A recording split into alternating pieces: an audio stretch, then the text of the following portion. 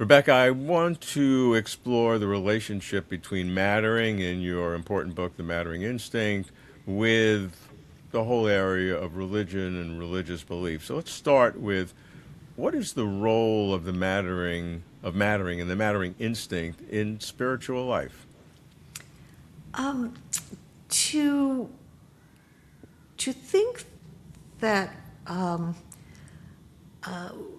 we have a cosmic role to play in the universe, that the metaphysics of reality somehow called for our particular existence, because all happens according to some metaphysical intentionality, that there is intentionality of a higher power, higher degree, that permeates the universe, and that explains in particular our lives, is to have, I think, the highest sense of mattering, of which we're capable, short of lunacy. Short of thinking that we ourselves are some sort of godlike, this spectacular metaphysical being, but short of that kind of hallucination, nothing quite compares to the sense of mattering that one has from believing that there is a transcendent being who purposefully created one, and that one therefore has a role to play in the narrative of eternity. Doesn't get bigger. Can we generalize this concept of transcendence more broadly, from religion to psychedelics, taking psychedelics, or that great art and music can give you the sense of transcendence? Yeah. And that Good. mattering can be a foundational principle that sits below religion, art, a desire to take psychedelics, any of these ways to get transcendence, that this mattering instinct is foundational, which leads to transcendence, which leads to different expressions of transcendence, which when people believe those areas, they believe that's the foundation. But your argument is something below that. Yeah. So that's really, it's very interesting what you're just saying. And first thing I would want to do is that there's a little bit of ambiguity in the word, transcendent.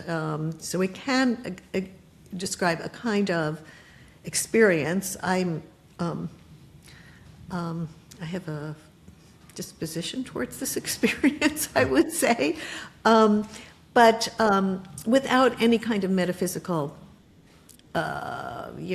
staking any metaphysical claims about the nature of reality. So I do reserve the word transcenders for those who are staking their mattering on some kind of metaphysical. Yeah. And transcendence is one of your four big categories Yeah. on your mattering map, Yeah. which we talk about in other videos.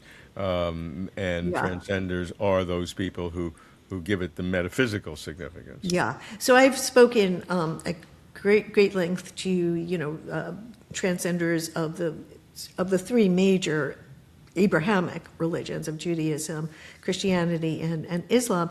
And when I would say something like, do you ever consider that your metaphysics, or however I put it, is not true?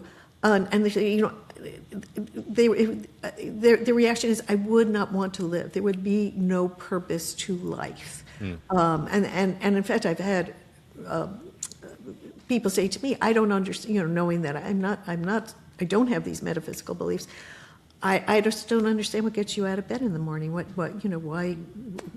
is there to live for? So this is when I talk about transcenders, I'm reserving the word for people of this kind. That they're that it would be an existential crisis to harbor any doubts. I mean, Martin Luther was such a fascinating character. He had these kinds of doubts, and he had the doubts that God would find him justified, and he would go into, he mortified his flesh. And in fact, his confessors begged him to stop confessing already. He had nothing to confess, but he was racked with the sense, and out of this came the whole Protestant Reformation. That he had a way of trying to show that to be assured of your salvation is in itself justification. If you can make the leap to believing yourself saved, you are thereby saved. And so, so the whole Protestant Reformation comes out of one man's tortured attempts to expel any doubt about his own salvation, metaphysical salvation. So it's an extremely potent way of and it requires this leap of faith, and not all of us take that leap of faith, especially now. We live in a secular age. It's much easier not to, and we have other ways. But your claim, though, to be very specific, Yeah. is that mattering as a foundational mental principle can help explain why humans seek transcendence in diverse religions, which then would have cultural motivations about why this one or that one, but the fundamental seeking is based on the mattering instinct. Yes, and so it would make us, leap, to such a metaphysical, I know that God exists and I know what God wants for me in order for me to be saved. This is such a leap, and it is a very, it is a way, if one can do it, of satisfying one's mattering instinct. Now, among sort of heroic strivers, which is another approach, another strategy, and there's something you want to accomplish with your life, some kind of achievement. It may not be so grand. It just may be grand for you, like to finish the marathon. You don't have to come in first, just to finish it, right? And I certainly know people who that is their mattering project. Sometimes for some heroic strivers, they will talk in terms of, these sort of ideals. I am contributing to knowledge. I am contributing to justice, social activists. I am contributing to beauty, artists and musicians and writers. And so, there is that kind of sense of transcendence, but it's not in the same sense that... For sure. And that's an important distinction. But to get back to the religion, religious kind of transcendence, even when a religion, Buddhism in particular, would teach that the ideal is that we don't matter, that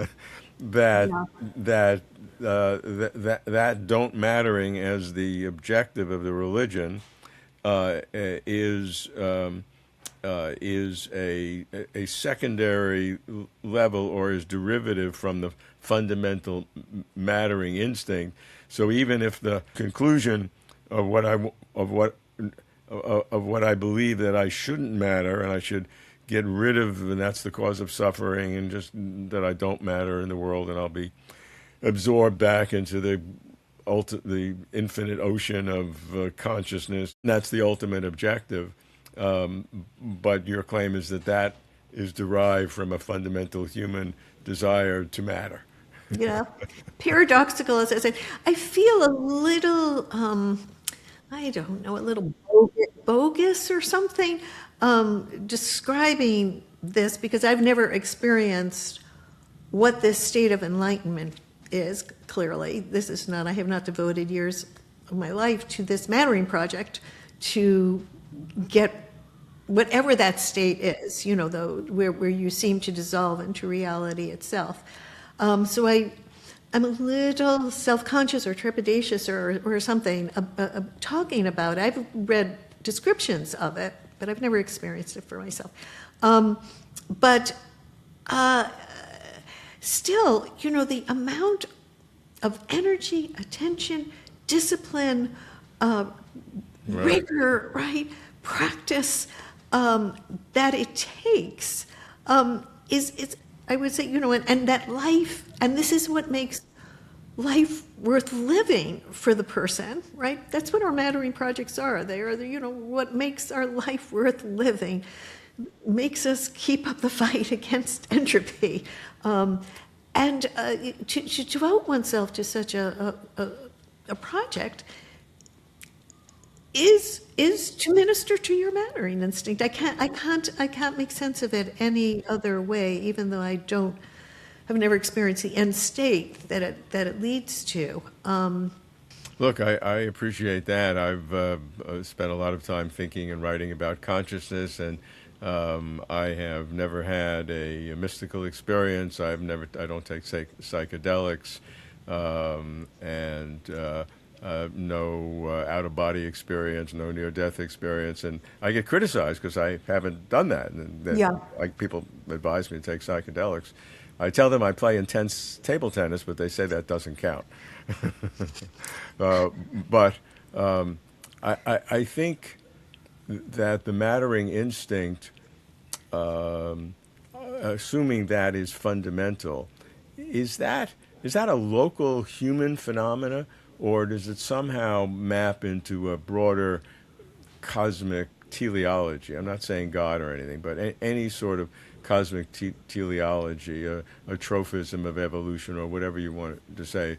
Is that possible, or is this human phenomena a completely random result of evolution? And if you played the movie back, you'd get a different picture where there may not be a mattering instinct. Yeah, I do. I actually do.